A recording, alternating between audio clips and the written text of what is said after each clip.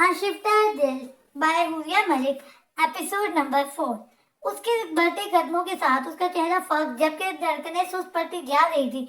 इससे पहले कि वो जेल की सलाखें पार करके जेल में दाखिल होता, उसने कपड़ा दोबारा से ट्रे पर डाल दिया और कपकपाते हाथों को गोद में छुपाए वो अपनी बुखार कम करने लगी। उसी लम्हे वो मजबूत कदमों से चलता हुआ जेल में दाखिल हुआ। अस्सलाम वालेकुम संजीदगी से सलाम करते हुए वो सेंट्रल बेड के नजदीक पड़ी कुर्सी को घसीट के उसके सामने करता उस पर टिक गया।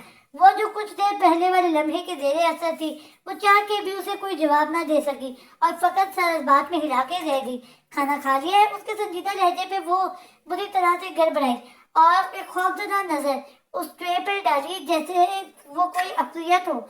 अब अभी भूख नहीं है। उसने कुछ देर पहले इससे कुछ देर बाद खाऊंगी। इससे पहले कि वो ट्रे से कपड़ा हटाता, वो अपनी चुप का रोजा तोड़ती मध्यम आवाज में जवाब देकर उसके मुलाकाती कमरे के बजाय यही उसकी मुलाकात का सदेबाब जानने की सही करने लगी। गुड। सरसरी अंदाज में सर हिलाते हुए उसने बगैर उसकी पैर चिपकते चेहरे को देखा। होटल में किसी ने आपके साथ गला खड़का के अपनी बात के दरमियान में रुका। आपके साथ किसी ने बदतमीजी तो नहीं की? उसने बात मुकम्मल की तो नूरे का चेहरा फौरन जर्द पड़ा और लब कपकपाने लगे। मैं कुछ पूछ रहा हूँ, वो अपनी बात दोहराता जब्त से बोला तो उसने आंसू का गोला हलक में उतारते हुए नजरों का रुख मोड़ा। मुझे याद नहीं। उसके जवाब में खुद पे जब्त करके बैठे हमास के जब्त की किताबें टूट गई। वो एक झटके से उसका बाजू अपनी गिरफ्त में लेता उसे अपनी जानिब खींचता बिल्कुल अपने नजदीक कर गया। मेरे साथियों, डबल गेम्स ना खेलें। नूरे बीबी जो पूछा है उसका जवाब दे। वो लफ्ज चबा चबा के कहता। उसका चेहरा हमारे अहानत और सुबकी के सुर्ख कर गया। अगर मुझे आपको पुकारने का हक मैं खो चुकी हूँ तो मुझे यूं छूने का हक भी आप खो चुके हैं। वो एहसास जो वो उसके लिए महसूस कर रही थी, वो चंद लम्हे कब्ल उस तक पहुंच जाएंगे। वो मोबाइल फोन की नजर हो चुके थे। तभी वो उसके कंधे पे हाथ रख के फासला बढ़ाने की सही करती सपाट लहजे से गोया हुई और उसने तलखी से मुस्कुराते हुए उसे देखा। माजरत के साथ, लेकिन आप बात बदलने में माहिर नहीं है। मेरे हकूक के मुताबिक बात अभी मत करें वरना मैं भूल जाऊंगा कि आप कातिल हैं। उसके खूबसूरत मगर वीरान चेहरे पे आंच देती निगाहें गाड़े वो पुरतपिश लहजे में गोया हुआ तो लफ्ज कातिल पे जैसे उसे करंट सा लगा। आप क्या करने आए हैं यहाँ? उसकी गिरफ्त में मुकीद अपना हाथ छुड़ाने की कोशिश करती वो आपके अब के बेलचक और बेमुरवत अंदाज में गोया हुई कि उसे उसके और अपने दरमियान आए खलीज का अंदाजा हो चुका था। मैं आपको ये बताने आया हूँ कि मेरे लोग बकते नहीं हैं, पुरइसरार लेकिन तल्ख लहजे में कहते हुए उसने एक कारदार निगाह ढकी हुई ट्रे पर डाली और उसके हाथ को अपनी गिरफ्त से आजाद करता वो उठा और बिना उसकी जानिब देखे मुड़े और वहां से निकलता चला गया, जबकि वो साकित और जामिद वहीं बैठी सलाखों को तकती रह गई। Scene change. स्याह पोलो टी शर्ट के साथ ग्रे जीन्स और पैरों में स्याह जॉगर्स पहने वो सर पे पी कैप सजाए कान में लगे ब्लूटूथ में सरगोशी के अंदाज में बोलता वो शाम के बहलते मलगजे अंधेरे में तेज तेज चलता उस कमरे में दाखिल हुआ जहां उसने 3 दिन पहले कुछ मेहमान कैद किए थे। कुछ उगला उन्होंने क्या? उसने आते ही अपने आदमी से इस्तफसार किया, लेकिन उसके नफे में सर हिलाते ही उसने उसकी जानिब हाथ बढ़ाए तो उसने स्याह ग्लव्स और उसकी जानिब बढ़ाए जिन्हें हाथों पर चढ़ा के वो उनकी जानिब मुतवज्जो हुआ। एक ही दफा पूछूंगा, अगर ना जवाब दिया तो मैं आइंदा के लिए बोलने की मोहलत नहीं दूंगा। सफाकी से कहते हुए उसने उन तीनों नफूस के होठों पे लगी टेप एक झटके से उतारी तो करा उठे।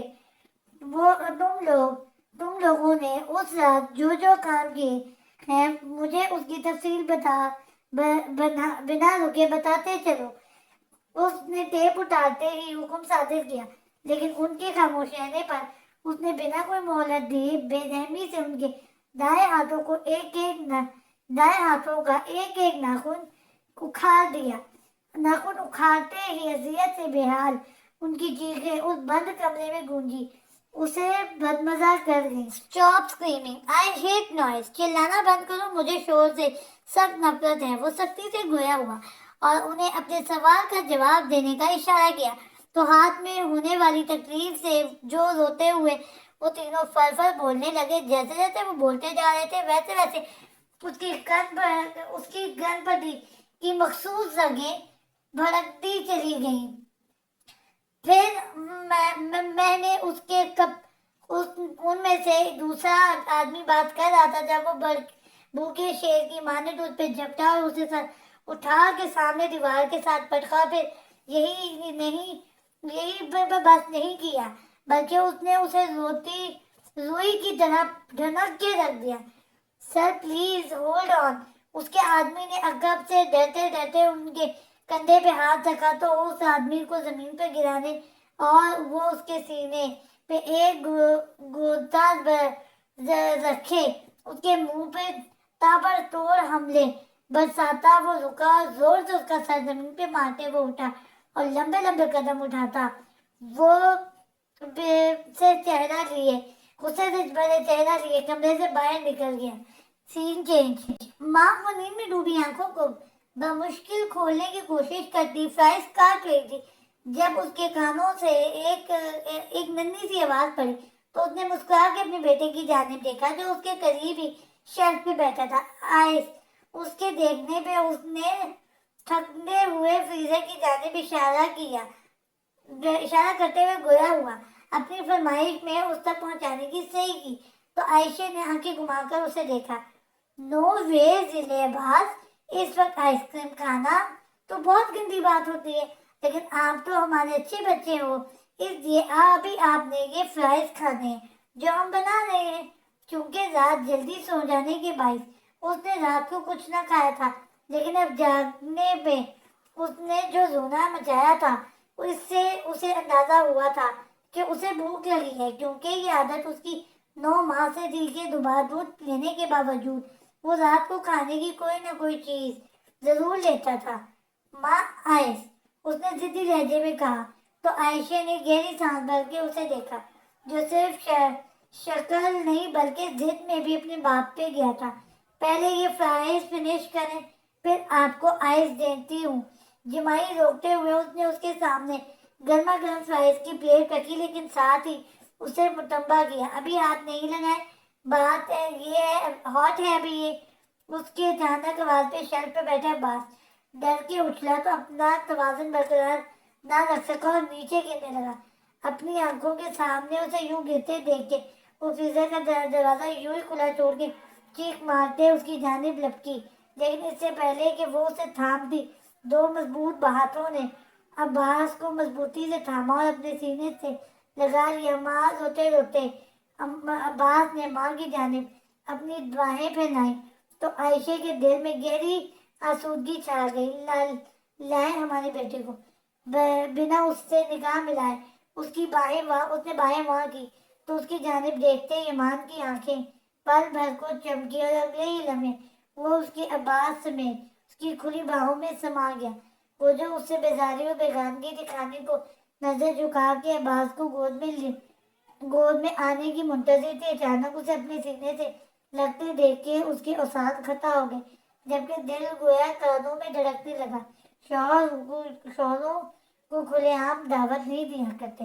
दाया हाथ उसकी कमर के गिर्द जोर से हाइल करता, वो शिद्दत से उसे अपने सीने में बींचता, उसकी चीखें निकाल गया। क्या कर रहे हैं आप? कोई आ जाएगा, छोड़े हमें। उसकी जान तोड़ गिरफ्त में मुकीद घुटी घुटी आवाज में बोली तो उसकी आवाज सुन के बाद ने फौरन चेहरा उसकी जानिब मुड़ा और खिलखिला दिया। उसकी खिलखिलाहट कदर प्यारी थी कि हर शय को फरामोश करती आयशे के उसके चेहरे को चट चूमने लगी। अपने खूनी रिश्तों की मोहब्बत में इंसान अपनी नफरत को भी फरामोश कर देता है अक्सर औकात। एम आई राइट? अपनी बाहों में उसे बिना मज़ामत के बेटे में मगन देखे उसे दीदी से बोला तो उसे जैसे किसी नंगी तार ने छू लिया हो।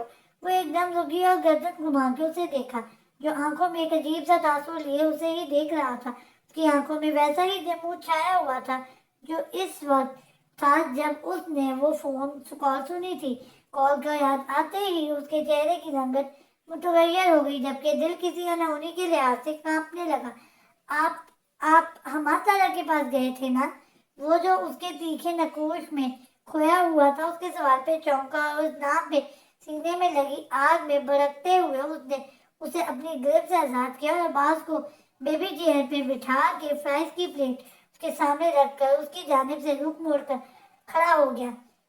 دعا کرنا عائشہ خانزادہ، اس دفعہ حماس خانزادہ نے میرا کوئی ناقابل تلافی نقصان نہ کیا ہو۔ اس کے لہجے کی صفات کو وحشت پہ اس کے عقب میں کھڑی عائشہ کا دل لرز اٹھا۔ اس نے ڈبڈباتی نگاہوں سے اس کی پشت کو دیکھا، جو سب سے اپنا ہو کے بھی ہزاروں فاصلوں پہ محیط لگتا تھا۔ اگر ایسا ہوا تو علی پور سیدھا والوں کے خانزادوں کو اپنے دونوں بیٹوں کے گھروں سے جنازے نکالنے ہوں گے۔ آتش فشاں لہجے میں اپنی بات مکمل کر کے وہ بنا اس کی ڈرگرگوں حالت کو دیکھے تیزی سے چلتا کچن سے نکل گیا، جبکہ وہ اپنی کانپتی ٹانگوں کا وزن سہار نہ سکنے کی صورت میں وہی زمین پہ بیٹھتی چلی گئی۔ سین چینج۔ گاڑی سے اترتے ہی وہ بنا گاڑی کو لاک کیے تیزی سے اس عمارت میں داخل ہوا جس کے ٹاپ میں کے بہت شان سے جگمگا رہا تھا۔ کسی کے بھی متوجہ ہونے سے قبل وہ لفٹ کی جانب بڑھا اور 3 کا بٹن دبایا۔ جیسے ہی وہ لفٹ سے باہر نکلا، 3 سے 4 گارڈز نے اسے فوراً روکا۔ آپ بنا اپوائنٹمنٹ کے آگے نہیں جا سکتے سر۔ ان میں سے ایک نے پروفیشنل انداز میں گویا ہوا تو اس نے رکھ کے ایک گھوسا اس کے منہ پہ مارا۔ اپنے باس سے لے لینا میری اپوائنٹمنٹ، کیش سے کہتے وہ انہیں اور سامنے در سے دھکیل کر سرمئی دیواروں سے سجے اس آفس کی جانب بڑھا جہاں اس کا سب سے نزدیک دشمن بیٹھا تھا، زیرک دشمن بیٹھا تھا۔ ہماری زندگیوں کو عذاب بنانے کے بعد تم یہاں سکون سے بیٹھے اپنی پارٹی چمکانے کی پلاننگ کر رہے ہو۔ سامنے سکون سے بیٹھے حماس کو لیپ ٹاپ پہ مصروف دیکھ کے وہ اپنے اشتہار پہ قابو نہ رکھ سکا۔ کام کی بات کرو، یہ میلو ڈرامہ میں نہیں دیکھ سکتا۔ دوسری جانب اطمینان قابل دید تھا۔ یہ میلو ڈرامہ تم بھی کر سکتے ہو اگر میں بھی وہی سب کروں جو تم نے کیا ہے۔ اس کے اطمینان پہ جھلستے ہوئے وہ جھپٹتے ہوئے لہجے میں وہ گویا ہوا تو حماس کے چہرے پہ ایک تاریک سا سایہ لے رہا ہے، لیکن اپنے تاثرات پہ قابو پاتے ہوئے اس نے لیپ ٹاپ کی اسکرین نیچے کرتے ہوئے اس کی جانب سے نگاہیں گھمائی۔ یہ سب کرنے کے لیے کمال کا حوصلہ چاہیے جو حماس خانزادہ کے علاوہ کسی کے پاس بھی نہیں ہے، یمان خانزادہ کے پاس بھی نہیں۔ لفظ پہ زور دیتا وہ یمان کو لحظ بھر کے لیے لاجواب کر گیا، لیکن یہ فقط چند لمحوں کے لیے ہی تھا۔ ٹھیک کہہ رہے ہو تم، کیونکہ یمان خانزادہ کو یہ سب کرنے کی ضرورت ہی نہیں ہے، کیونکہ اس کے پاس ٹرمپ کے ایسے پتے ہیں جنہیں صرف ہلکا سا ہلانے کی دیر ہے اور حماس خانزادہ کا وجود ختم۔